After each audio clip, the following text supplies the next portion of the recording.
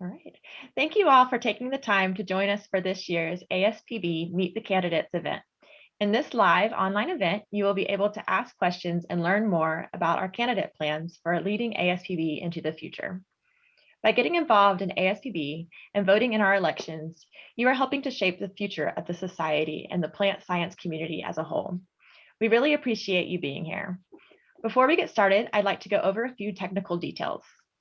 If you are experiencing issues, let us know about those using the chat box or email me at krogers@aspb.org. We are recording this webinar and plan to post the video within the next few days. Follow-up discussions and additional questions will be shared on our ASPB blog. If you have questions for our candidates, please add them to the question and answer Q&A box. There is an option to upvote questions that other attendees have posted to indicate that you're also interested in hearing about a particular topic. I'd like to encourage you to use this feature as it helps our moderator determine which questions are of most interest to our audience. Katie Mcintyre is with us today to navigate your questions and moderate our discussion. Katie is a PhD candidate and a USDA NIFA predoctoral fellow in the Agricultural Biology Department at Colorado State University. She is the chair of ASPB's Ambassador Alliance and early career representative on the membership committee. She's also a member of ASPB Forward. Thank you for joining us today, Katie. I'm going to hand it over to you now to start the discussion. Hi, everyone. Thanks for coming. Like Katie Rogers said, please post questions in the Q&A box so then I can prompt the candidates. I first want to start by briefly introducing the candidates. I will start with Gustavo Mcintosh. He is a professor of biochemistry, biophysics, and molecular biology, and a director of the plant biology graduate program at Iowa State University. We also have Hong Ma. He is a professor of biology and a Huck Distinguished Research Professor of plant molecular at the state of Pennsylvania State University. I'd first like to start asking questions. I have one prepared for you guys. It's pretty obvious, but what motivated you guys to run for ASPB's president position? I will start with Hong Ma. Good morning. Thank you, Katie, both Katies, and thank you for ASPB for this event. And thank you and good morning to Gustavo for sharing this webinar. And also thank you to all the participants of the webinar for your interest and for your support of this event for ASPB. First, let me say that I'm very honored and humbled to be nominated as a candidate for the president-elect of ASPB. And especially with, alongside a great candidate like Gustavo. So I consider ASPB to be my professional family. And I have really many friendly and helpful and supportive colleagues in this society. And ASPB has helped me in my own professional development. And so I'm very interested and have been interested to contribute back to the society and to help other members of the society. So through this many years of being a plant biologist, not only I have been an author and reviewer for the journals of the society, but also served as associate editor for plant physiology for several years. And I'm serving on the publications committee for ASPB. So, and there are other different ways that I want to contribute. So this would be another way, another role I could play to contribute to the society. In addition, I feel my research experience, research career is helpful for me to interact with a broad range of society members. My plant biology research started during my postdoc with the model organism Arabidopsis thaliana. And I have been working on plant reproductive development for over 30 years. And that allowed me to appreciate many people's effort in their interest in understanding the genetic and molecular basis of plant biology. And a great fraction of ASPB member work in similar ways, not just Arabidopsis, but also many other model systems. I also have developed a strong interest in plant evolutionary biology. And this is what I feel is the benefit of being part of a plant biology family. So a small part of that family is my colleagues at Penn State. We have a very good plant biology community with interactive faculty member and students. And so through that interaction, I began to work on molecular evolution of gene families that are important for plant development, such as genes encoding transcription factors or epigenetic factors. And that has broadened in the last 10 or 15 years to be interested in the relationship of plant species, especially large plant families that include crop plants, as well as many of their wild relatives, such as the legume family, or the gourd or melon family, or the family that include Arabidopsis, the Brassicaceae family, cabbage and cauliflower and many other wild relatives. So these studies allow me to interact with many other plant colleagues who are either in agricultural areas, working on crops, or in evolutionary ecological areas, working on many different species. So I feel my research area have overlap with a large fraction of society member, which is a good way to interact with other members with shared interests. This may allow me to have a better appreciation of their effort, their interest, their goals, and hopefully that can be beneficial in a role to serve the member of society. In addition, I feel my life and my own career development has prepared me for some of the important effort today, which is an effort to increase diversity, equity, and inclusion, not only in SPB, but also in our society in general. So I am a first generation immigrant. I came to be an undergraduate student at Temple University. I had a lot of classmates who are from minority groups, being a university that's in the inner city of Philadelphia.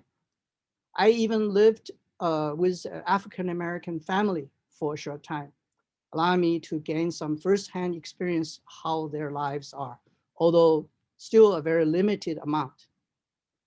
And I discussed study material with some of these classmates and have some direct experience with how their lives are. Some of them are recently coming from Puerto Rico or from Colombia or from other South American countries because my English wasn't so good. So I was in an English program with some of these Hispanic students. And there are other details I won't mention, but this experience plus additional experiences throughout my life that has allowed me to have a better appreciation of the lives and challenges of different groups that they face. So I am very interested in working with others to improve these aspects, especially for people who are from the underrepresented minorities. And another experience I might add is that I've had some administrative work in my career. And this kind of work has helped me to develop skills to listen carefully to others, to engage people from different background and experience and interests, and try to build consensus and to try to maximize gains for a collective good and collective interest. So I think that's maybe what part of the president will need to do, is to work with many people with different interests and try to build consensus and try to strive for the common good of the society and its members. So I just, in summary, my own experience and my own benefit from the society propelled me to want to serve the society and its members. And I have a lot of strong interest. I should add, if I'm able to help members of the society, I will also personally gain from this positive experience. I see that as one more step in having a sense of accomplishment. And this would be really important at my stage of career. So if I'm elected, I can promise to work hard with the members and the leadership of the society and to contribute to the positive development of the society. Thanks for listening. Thank you.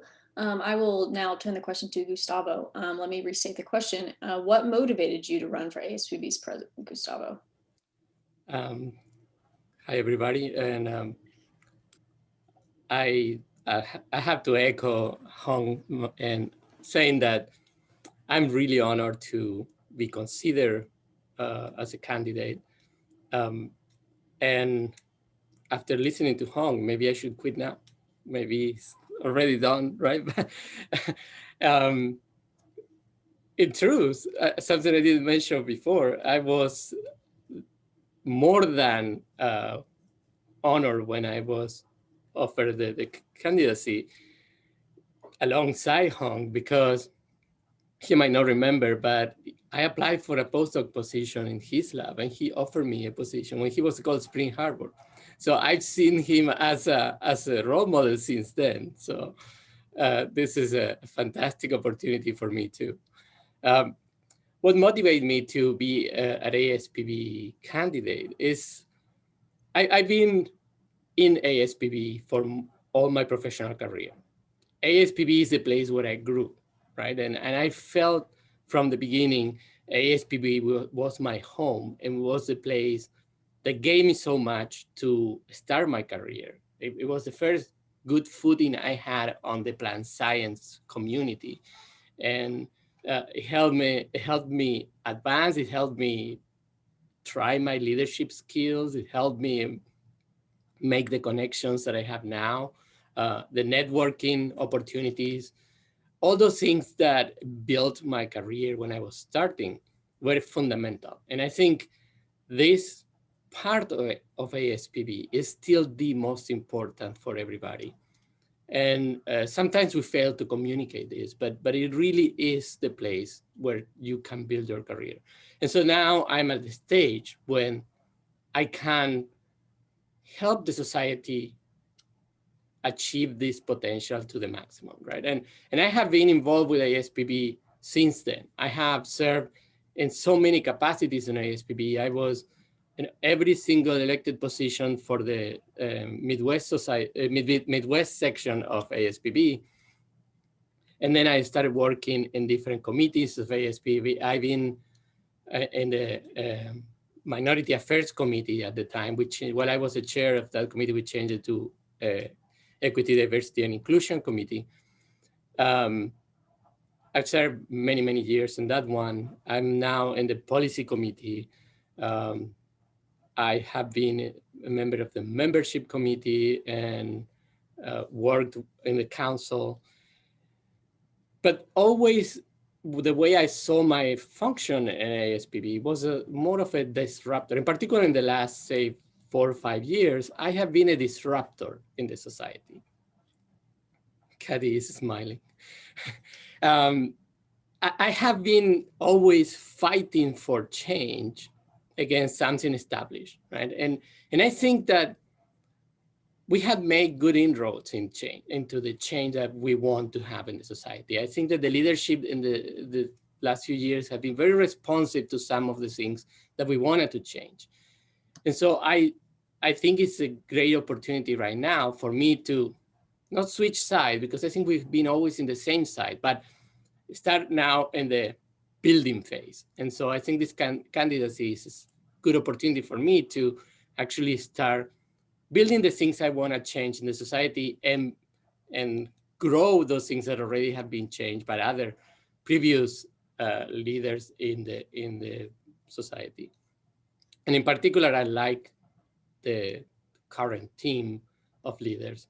So working with them would be fantastic, because I think we can, for example, with Katie's energy, I think we can achieve a lot of things. I shouldn't forget Maureen, that had also been super receptive to all the things I wanted to change. And because I have been involved with all those changes that we want to achieve and the goals that we are setting for the society, I think I have a good idea of what works and what doesn't. So I think that I could be effective in that way. And so in that sense, I think it's the right time. And I bring a different perspective from other people. I think in many ways, it sounds very similar to Hong. I'm also an immigrant. Interestingly, I think I realized my own privilege and my own marginalization when I came here. I didn't have any of those ideas before I came. But as a result of my personal experience, I basically built a double career. So part of my career has been my scientific career. I'm not going to go too much into details, but my work in plant sciences is at two different levels. We have a very, very basic project in which we work on cell biology processes, and with a whole set of collaborations in that side. And then I have a completely different project in which we're working on a crop, on soybean, and interactions with insects in the majority of the work. And it's a completely different set of people and a different type of collaborations. And it gave me the exposure to farmers. Most of my research has been actually funded by farmers. And so these different experiences had also gave me very different perspectives on two sides of the plant sciences. And also allowed me to connect more with industry. So listening to what they want from academia and what they want from the plant science field in general to help them move forward plant sciences in a more applied way. And so the way I will see myself into this position is basically as a catalyst of change. I think that there are a lot of things in the society that need to change. The way the society was built a long time ago was the model that might not work well right now, right? So the two things that the people associate with professional societies like ASPB is journals and the national meeting. And in particular now with the pandemic still around, we have moved a lot of this networking and scientific meetings to a virtual venue. And so the value of the national meeting is still there, but we need to be able to reframe it to still maintain it. And at the same time, when I started my career, Plant Phys and Plant Cell were the journals. Right? Everybody wanted to publish in Plant Phys and Plant Cell. There were 2 or 3 other journals which you consider when you were doing plant sciences, but they were like, well, if I cannot get it in Plant Cells or in Plant Phys, I'll go to those. And now we have such a large menu of publication options. So how do we build back the journals? I mean, I don't think we need to build a reputation because they're still considered some of the most important journals, but how do we strengthen the journals in this environment is very different than they used to be. And those things cannot be the value of the society. The society does a million other things, but they are not as visible as those. So we need to change the way we present the society and the value that we are offering to our members. So those are all the things that I would like to work on, trying to change the way people see the society. Not necessarily what the society does, because I think ASB does a lot of really good things that are not as visible as they should be.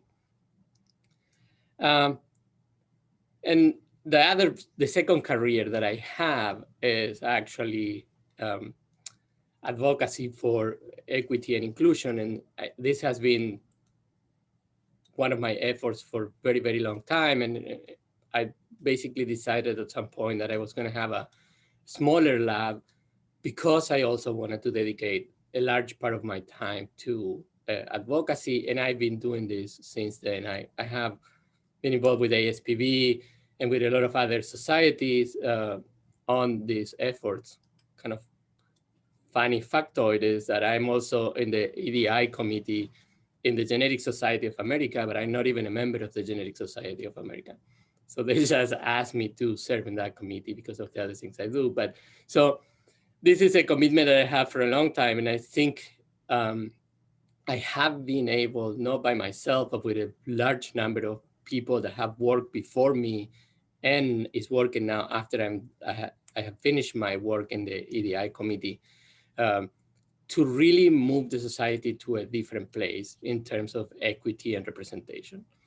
And I think that is also a prime time now to take advantage of the things that we have already done and listening to what the general society, as Holmes said before, when we were talking by ourselves, when he mentioned that ASPB doesn't live by itself, is inserted in a society that is going through changes, and those changes need to be reflected in ASPB. And I completely agree with his position on this. And I think it's the right prime time to work on that. I probably talked too much, so I'll stop here. You're fine. That's the first question. We got to get going somehow. Okay, so we do have some questions from our audience. I'll start with the first one. And I will actually turn it to Hong for this one to start the question. But the question is, plant biologists are underfunded comparing with the animal scientists. To both of you, how would you convince the legislators to invest more dollars in plant research? Thank you. That's a very important question. And I think ASPB historically has made a really important impact on the government in presenting the case of the importance of plant biology research. So I'll give you two examples. One is the plant genome program was established to support plant biology in a very broad way by Congress, and it's administered through NSF, and there was an important contribution of the society in representing the plant biologist community. So this kind of work will continue to be important function of the society. I just heard recently that Joe Biden want to increase the federally protected land to 30%. And big part of that is to protect the ecosystem of the nation. And human society development, while necessary, has a huge cost. And one of that is the damage to the ecosystem. So this effort, I believe plant biologist has a major role to play in this important initiative to protect our land, to protect our ecosystem. Now, ASPB will need to partner with other society in this effort, such as the Botanical Society of America and other society, for example, the Canadian Society of Plant Biologists, which has traditionally partnered with ASPB in meetings, in other efforts. So North America is a single continent, even though there are Canada and US, and to the south, we have Mexico and Central America. Of course, if you look to the seas, there's Caribbean and so forth. And global climate doesn't stop at the border of the country. So it's great opportunity for SPB because Joe Biden administration has brought US back to the Paris Treaty Organization. So I think plant biologists has a major role to play. So in the past, food security is a major important reason for plant biology research. And that continued to be the case for the world population. And even US, there are people who have a sufficient amount of food. I think in the future, not only we have enough to eat, but also better quality food, better quality from good, important plant breeding mechanisms. So the recent progress in plant genomics can do a lot of good contribution to plant breeding in terms of precision breeding, so to speak, with genes that are important for nutritional value, in addition to just energy, calorie supply. So there is a lot of reasons for continued strong support. Another way to argue is that there are other countries who are making major investment in plant biology because perhaps food security is not as strong in those nations. And US cannot lose sight of this in terms of the global competitiveness in the scientific advances, including in plant biology. So those are really important reasons for ASPB to continue to engage with both the executive branch and the legislative branch. And we would be supportive, I think we should be supportive of both grassroots effort, like talking to the representatives and the senators from the state and the congressional district that our members reside, but also have as an organization to engage with Congress in hearings and in providing expert testimonies and to provide written documentations to make a case for continued support for plant biology. But I think we should also recognize that government support in general for science is difficult to reach a double-digit increase that was beneficial in the 90s and early 2000s. I think the support will be, fighting to maintain a modest support increase in support. So there has to be other ways of support.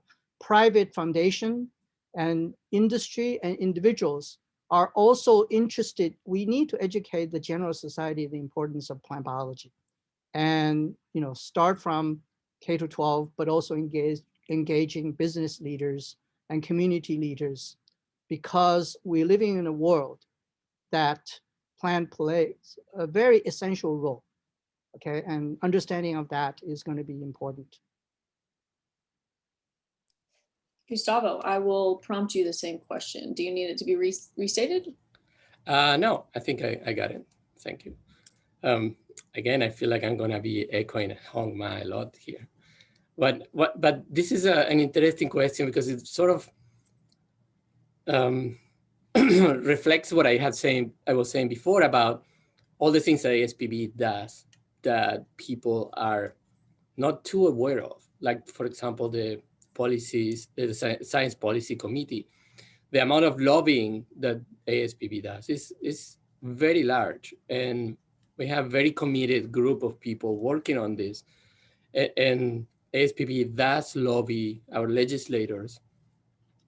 And we, as Hong said, ASPB was part of the group of scientific societies and other groups that lobbied for the plant genome program at NSF. And it has then fought for many years to keep it, because this is always one of the things that, they run their course and can go away. And so this lobbying effort that ASPB does is one of those things that need to be highlighted more and be more aware of, that this is not something just inside ASPB. This is benefiting members and non-members of ASPB, the whole plant science community, and in many cases, the whole scientific community. Some of our advocacy in that sense is increasing participation in STEM, right? It's not necessarily just for ASPB members or plant science people, it's for anybody, increasing participation in STEM. So this is one of the things that ASPB already does and needs to be emphasized more. But I think what's important to recognize is also that we are small compared with just biomedical sciences, for example. So when we are competing for the same resources with other groups of interest. And so what we need to do is find the right partners. And I think the right partners are the constituents of those legislators, senators, and they are the ones that really have the power because they are gonna be the majority of their votes, right? And so we need to reach to the groups that are also more powerful in this lobbying effort. Industry is in particular one group that has a lot of power because they have money to do this lobbying. And also, for example, farmers. Farmers are our natural allies, right? This has to be non-partisan type of effort where it doesn't matter what side of the aisle we are all partners in this particular issue. And so we should be working together to lobby our representatives to really support those things that are gonna then help their communities. And so making this connection is really important with farmers, with industry, but also with then constituents in general. Right? Those farmers, like Hong has already said before, they don't live in a vacuum, they live with their community. And they are the ones that are gonna convince their communities to support candidates that then support these changes that we want. So this also brings me to the second part. We cannot just lobby legislators. We also need to do outreach. We need to do outreach to the general public, explain why this is so important. It's true that in America, food security is not so prevalent an issue like in other countries. And I think we need to work for social change, not only in the US, but everywhere. And so when we are looking at food security, I think we need to argue that food security is still a very large problem in most parts of the world. And so food security and food distribution and all those kind of things are gonna be part of the equation.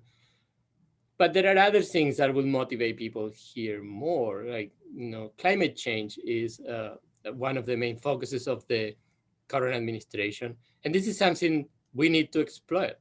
There is gonna be a lot of effort put into that. There is gonna be a lot of resources put into climate change, and plant sciences are obviously a major player on remediation and understanding the impacts of climate change. So we need to jump on those opportunities, but at the same time, think of the long game. It cannot be administration only, right? So this administration is thinking of climate change, so we're gonna put everything on climate change, and in 5 years, maybe we need to change to something else. No, we need to think of the long-term plans. How are we going to engage those communities that are gonna be always benefited? Like I said, industry, farmers, those that have power to motivate legislators because they either have the money or the votes, and then work with them to move the needle to our favor in terms of investment on research. So those are the things that I think are necessary. And then again, making the things that ASPB already does more evident to everybody, because I think we're doing a lot of things that are very important. Thank you both for your answers. We have one other question from our audience as of now. I'm going to prompt this to Gustavo to answer first. The question is, what specific outcomes do you envision for ASPB in 5 years? I muted myself again. I saw this question is from Laura Wayne. Hi, Laura. I think that in the next 5 years, if I were selected president, what I would like to see and what I'll be working towards is increasing the transparency of ASPB in the way that people can participate. This is something that has been discussed quite a bit lately. I think the last 4 or 5 years, we've been involved in discussions about transparency and how do we make the society open to everyone's participation. And now I'm talking about everybody in terms of career stages, institution type, industry versus academia, all these kind of things. People don't know how to participate in ASPB, and they, in many cases, the way the society has been working were not obvious. And I think most of the ways that the society have been doing things, with some exemptions, is okay, but it was always behind a wall that nobody could see. And so I think that the main thing would be to open up, and this is not something that is starting now, it already started. I think Judy started the Transparency Project a few years ago, and I think she pushed for everything to be much more visible to all our members. But I think there's still a lot of work to do, in particular in terms of how can people participate in leadership structures and different committees and things like that. So that would be one of the main things I think will help us change the way the society is perceived and part of the value of the society. The other is to redefine the value of ASPB. I mentioned already that the old model seems to be somewhat obsolete. And although ASPB has been working on this for a long time, I think this is right now is the time where we need to redefine what it means to be an ASPB member. And so this has to be a new proposition to our members of what do they have because they are members of ASPB. Not only what they support, but also what they get for themselves, right? So our strategic plan for the next 5 years needs to include this particular thing. Is how do we redefine the value of what it means to be a member of ASPB? And the third thing that obviously I've been working for a long time, and I think it's gonna be, in my case, sort of my center of focus is making the society welcoming to everybody. And so EDI cannot be a committee. EDI is a philosophy for the society. So what I want is that EDI is not the work of a group of people that is pushing the society to, but that is everywhere. So the program committee should have EDI as their mission. The membership committee should have EDI as their mission. The EDI committee eventually should disappear. I don't think it's going to happen, and I hope they don't disappear. But that's my hope. So in 5 years, I want to see that the society is the membership and has increased the participation, but also that this increased participation is not at the recruitment level, but it's actually at the leadership level, that the society at the program for conferences and the leadership and everybody down in those lines, everything represents the society in general. So our membership, leadership, programs for activities, everything is like that. So that would be the things that I want to see. And I think 5 years might be a little too early for some things, but I think those are the 3 main aspects that will work. And I think in 5 years, we should have significant impact on those 3 areas. I will prompt the question to you, Hong. Do you need it reinstated, or do you understand the question? Thank you. Yeah, so Gustavo has made several very important and very good points. So I agree that transparency and EDI are really important for the society. I am very strongly supportive of these, And I think in 5 years, I am optimistic that both will improve, but it's a long-term goal. Transparency may be a more easily realized. So one thing is to engage society members and the broader plant biology community about the ASPB business, how the ASPB is run, and what are the important initiatives that the ASPB is taking on behalf of the members, and just make those important aspects of the society more open. So one way to do that is to have more frequent news release. So we have newsletters, okay, every 2 months, and we have important news in these newsletters. Really are very helpful mechanism for communication.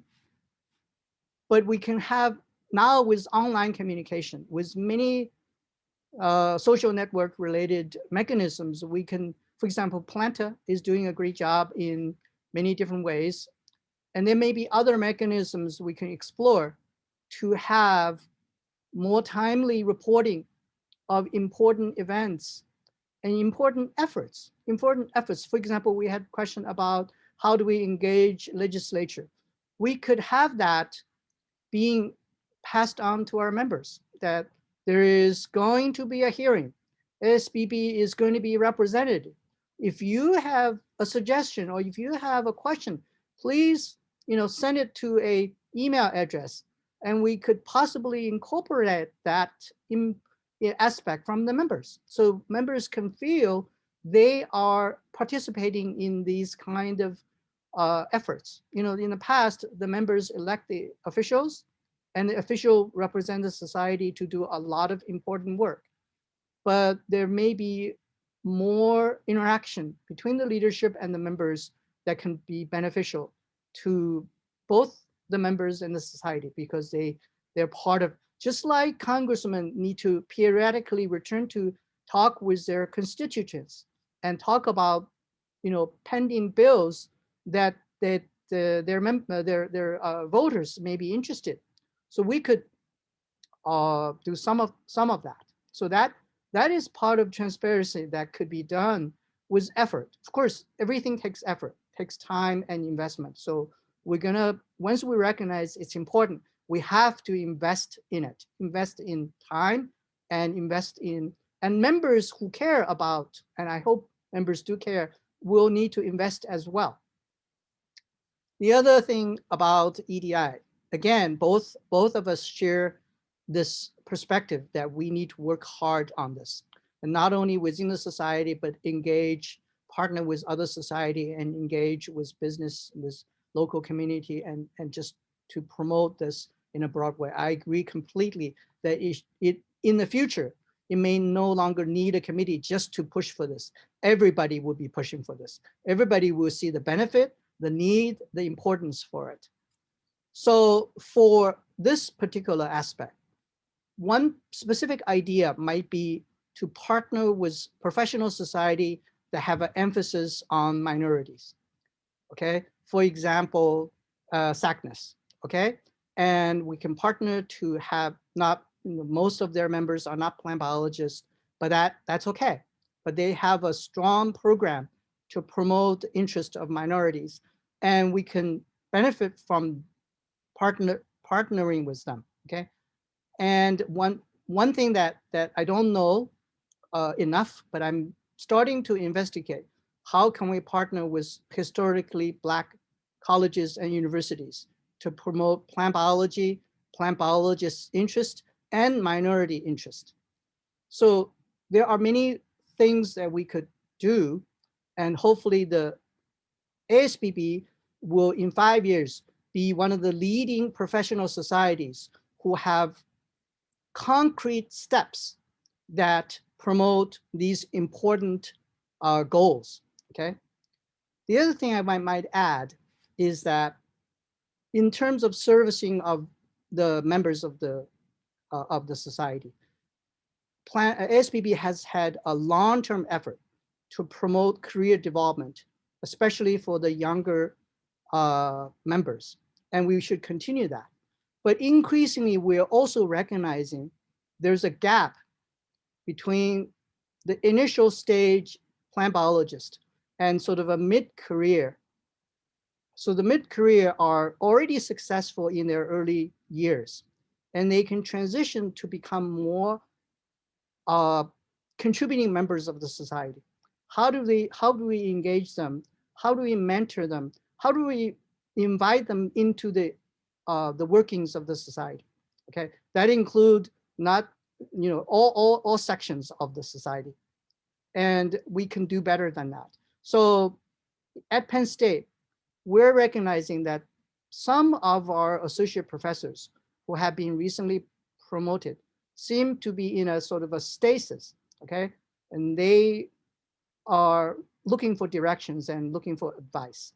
And we can give, as a society, we can contribute to that effort, okay? We have a lot of plant biologists who are working at universities, and this is an important step for a lot of us. The other part that ASPB has always done, mainly through its journals and its annual meeting, I echo what Gustavo has said. In today's environment and looking into the future, we need to look for more mechanism for the dissemination of plant biology information, for the fruits of the effort of our members. So in addition to publications and annual meetings, we could have more frequent webinars. We could have technical workshops through online efforts. We could invite authors to the journals to give us a webinar that's aimed at, say, college student or a graduate student, or people who are moving into the field from another field. And I taught for 3 years the Cold Spring Harbor Plant Biology course. And I find that's an important service that Cold Spring Harbor provide to the plant biology community. And I was very happy to have being able to contribute to that. Many of our ASPB members have done that. And now with online mechanism, we can do even reaching a broader audience, even audience outside the United States. So this is something that we could explore. You know, the frequency will depend on how many people we can engage to contribute to this effort and how much the cost it is to host that webinar. But I think it's a relatively low cost compared to organizing annual meeting, in-person meetings. This is a relatively low cost effort and can have a really good impact.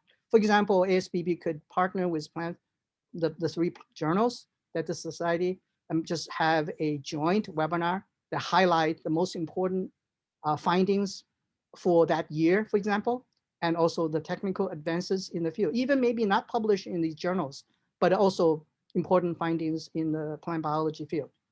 I think I've said a few things, and there are other things I could say, but in the interest of time, I'll stop. Gustavo may want to add something. I was gonna say that are fantastic ideas, and I'm taking notes because I like them. But you mentioned something that I think is really important that I'm sure we also agree on, is that you mentioned the international community, and ASPB, it says American in the name, but it is really an international community. And a lot of the things that Hong just mentioned are virtual presence and the way that we disseminate plant sciences now. The Mary Williams built those webinars that have been super popular, and I was lucky to present in one of those, and most of the audience was from outside the US. So I think we need to capitalize on those things, and we really need to reach more to the international community. And I think a lot of our membership eventually is gonna come from our international partners. And I think that's something that we also need to work a lot on and reach to places that are doing fantastic science. I think China right now is producing more plant science papers than anybody, right? And so we need to reach to that community and try to really integrate them into our activities, not only just ask them to be members. I'll go back to the value that I said before, is that it's not just recruiting people. We cannot diversify just by recruiting. We need to build something that is going to be of value to those that we're trying to recruit, whether it is international members or if it is marginalized members in the US. It's not about bringing numbers. It's about building a society that is going to be attractive to them because it has a value to them. And so I think a lot of the things that Hong mentioned are really important because we are going to be able to reach those populations that we want to include, but we need to build something that is going to be really valuable to them before we recruit them. I just thought the ideas were really great and I wanted to comment on it. Yeah, thanks. I'm glad that you share the same perspective. I might add that because of the diverse membership, the international diverse membership of ASPB, we could even run a multi-language webinars. We could have some of the webinars be in a non-English language, Spanish, Portuguese, Chinese, Japanese, Indians, or Indian, they usually use English, but maybe Hindu is able to reach some audience. So these can be explored. If we can invite scientists who are our members, but also speak a different language, that can broaden our impact to these international communities. Thank you. Okay, so we are running short on time, but I think these last two questions from the audience are actually very important. So I'm going to prompt you guys, but try to keep your answer a little bit more concise. So the two questions, I'm going to combine them. So mainly, what are your thoughts on the financial future of ASPB? Further, how should ASPB ensure sufficient income and prioritize where the money comes in is spent? And to elaborate more specifically further, how can we fund EDI work quickly and responsibly? So I'll first start with Hong. I think he is now the first one to go first here. So try to keep your answer a little bit concise because we only have 8 minutes left. Thank you. These are important questions. So financial solvency is obviously vital for the society, okay? We know that the journals are major revenue contributor to the society, and the membership due is actually a smaller portion of the financial support for the society. I believe, as were discussed from both of us, that the work of the society is important to many people, not just plant biologists. So one way is to seek support from industry and foundations for our work, especially for specifically organized activities. For example, efforts for diversity. I think many people in the society and corporations are interested in promoting these values as well. And different organizations, for example, universities often seek contributions from industry to support these efforts, and we can do the same. And the other thing is in terms of global ecological health. There are lots of societies who are interested in supporting these, and we just have to have active engagement and partnership. For example, the Gates Foundation or the Audubon Society or many other society can form a really beneficial partnership. We need to broaden our reach to many, many segments of the society.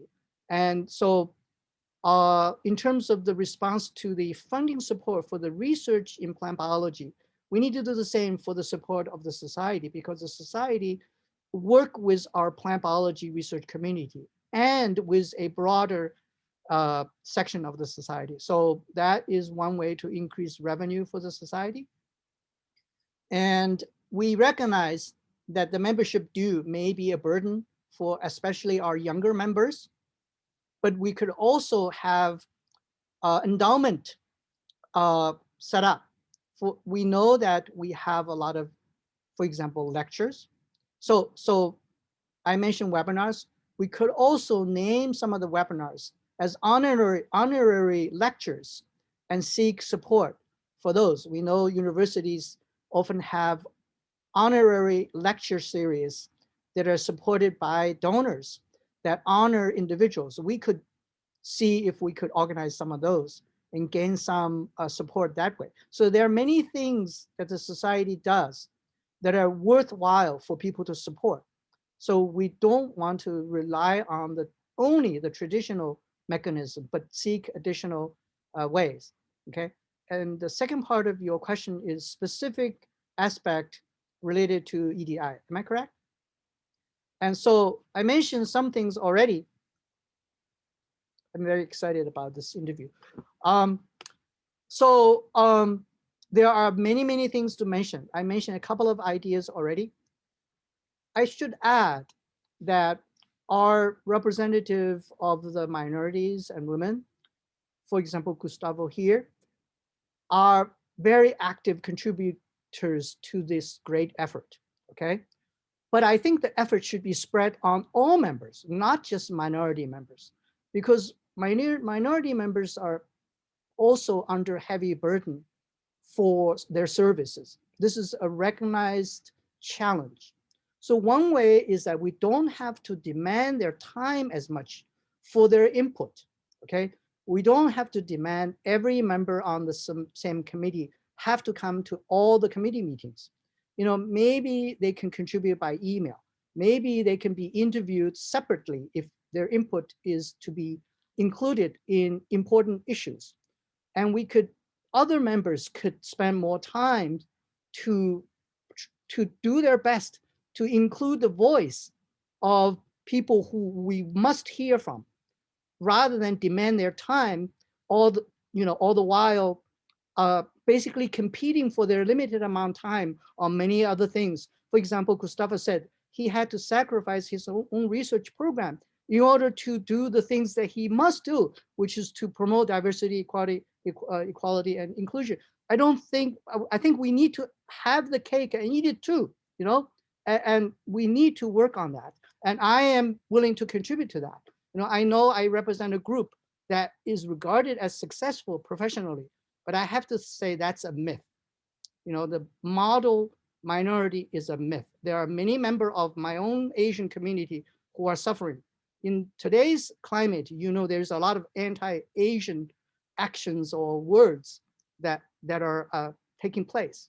So all people suffer from the lack of diversity, including the majority. So I feel that we could promote by just echo what Gustavo said. Diversity is a mission for all of us, not just for the minority members. And as long as we can successful of engaging in more of every group, we are successful. So I said both, you know, the majority need to contribute, the minority need to contribute, and we need to recognize the challenge and not to place too heavy a burden. Thank you. Gustavo, go ahead and answer quickly, hopefully. Yep. Thank you, Hong, for those comments, because I think it's really important to recognize the sacrifice that many people have been doing. But yeah, so very concise, just focusing on the funding, because I could also talk about this for an hour, I think fundraising has to change. I mean, it has to be fundraising. It's not necessarily, we cannot ask just our members to pay for everything. And fundraising at all levels. ASPB is engaging right now in the centennial fundraising. I think it's going to be a great opportunity for those that have been successful to actually support the society. But again, we cannot just depend on a few people. And I think industry and other constituents that are benefiting from plant sciences are going to be essential to contributing to these efforts. And so in that sense, I think we need to change the way we are getting money, and fundraising is going to be more important than it is membership or even the journals. The journals are good, and we have now a deal with Oxford, but it's not the same amount we used to have for the publication. So it's going to be a different model. But then if I can switch to the other part, EDI, and answer the whole thing together, is we need to identify a sponsor for individual programs. I think that the idea of funding everything from the same pocket of money is difficult, because then we don't prioritize. And I think I would be much more effective working for EDI, if I can find sponsors directly for the EDI work, which are going to be different from the sponsors from education, is going to be different from the sponsors for the national conference, right? So I think that that's what we need to do. We need to identify what activities we want to prioritize and sponsor those activities directly through, in some cases, it's going to be a grant writing. In other cases, it's going to be finding the industry sponsor. In other cases, it's going to be finding the foundation that is going to sponsor this activity. And I think to go back to Siobhan's question on how do we identify, how do we fund EDI? I think we need to do two things. And this is something I've been discussing with some of my biggest collaborators like Thelma, Matsima, is that we need to be reflective and understand the problem right away that is affecting those communities right now, and then be intentional. We cannot propose things that are just gonna be nebulous, like training and awareness and things that are not helping directly those that are marginalized. So our EDI efforts need to be super directed to solving a problem. So if the problem is lack of representation in this particular structure, then we make the structure different. We work on those things directly. So intentionality in the way we do it, and is ask the question, how is this going to help directly this group that is being marginalized right now? Because we cannot say long-term, I'm gonna do this training and in 20 years, things are gonna be better, because the people are having problems today, not in 20 years. I mean, the problems are gonna be worse in 20 years, so we still should look into those things. But if we need to prioritize, I think we need to prioritize direct efforts that are intentional, that are changing the way the society is working right now.